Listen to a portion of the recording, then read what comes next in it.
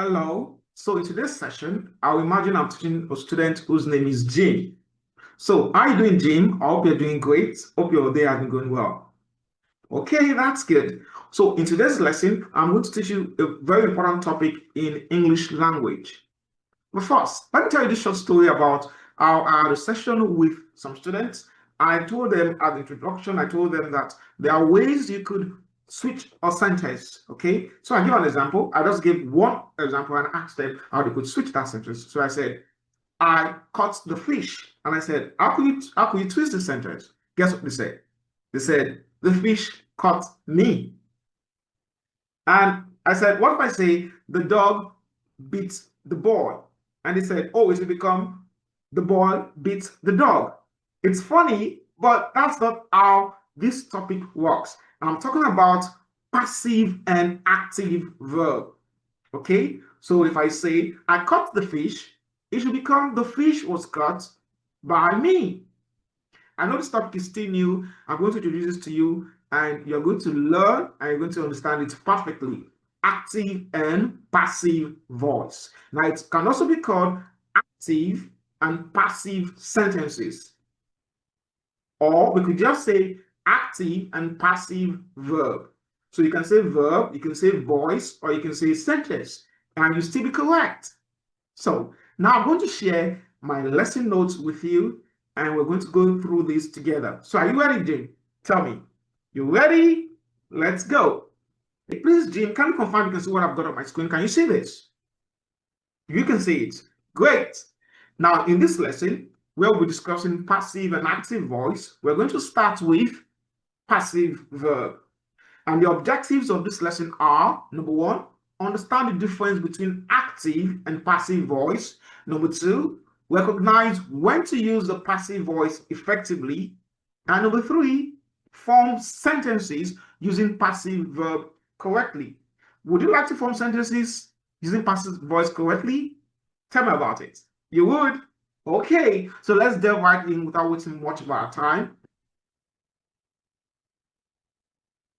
Now, the lesson contents. So the first thing I want to talk about is the passive verb, which is going to also include the active voice or the active verb. Now, this is it, Jim.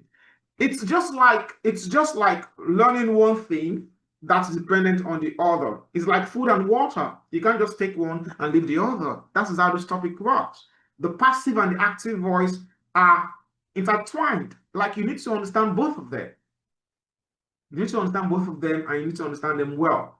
So I'm going to cover this quickly. Now, the active voice is when the subject does the action. What's the subject? Subject is the person or the thing we are talking about. That's subject. Now tell me, what do you understand about subject? Okay, the person, oh, you just said is the person that does something? That's good. But I also want you to know that subject is not just about a person. It could be an animal or thing. It could be anything. For example, if I tell you the fan stopped working, what's the subject? The fan. Why? Because that's what I'm talking about. Anything we're discussing, anything we are focused on is the subject of a sentence. Okay, so example of active voice or active verb is the cat chased the mouse. As you can see on the screen, can you see that, Jane? The cat chased the mouse. Now, let me ask you a question. The cat in that case is what? Oh, you said it's the subject. That's correct. But I want you to explain how you knew that that was the subject. Okay, because we mentioned it first, correct? But mainly it's because that's the focus of conversation, the cat. So you're correct, and it's the subject because it's the focus of conversation. It's the main thing we're trying to communicate, and it comes first in that case. Now, I could also switch this. Also observe that in this sentence, the mouse is the one that is affected by the action of the subject. For that, we call that an object. So we can have a subject or an object. They are both opposite each other. A subject and an object, just like up and down. That's it.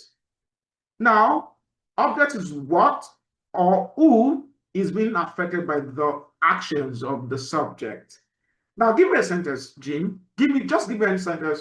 Tell me about somebody doing something. Okay, I kicked the ball. That's a good sentence. Now, when you said I kicked the ball, what's the subject? The subject is I, and what? And what's the object? Did I say the ball? That's correct. Thumbs up to you. So the format is simple. You say the subject, the verb, and the object. That's active verb. Now, I want to talk about passive verb. Passive verb is different. But before we move on to passive verbs, I want to ask you, what do you think passive verb will be about? How do you think it will sound? Now, please don't be like those kids who said the cat ate the fish, and I said I slapped the ball, they turned into the boy slapped you. No. So how would you describe a passive verb? I think that makes sense. I think that makes sense. You just said passive verb is when the object acts as a subject, and that's beautiful. That's correct. That's correct. That's correct. So when we talk about passive voice, the subject receives the action. For example, if I say the mouse was chased by the cat, that's correct. So remember the first time I said the cat chased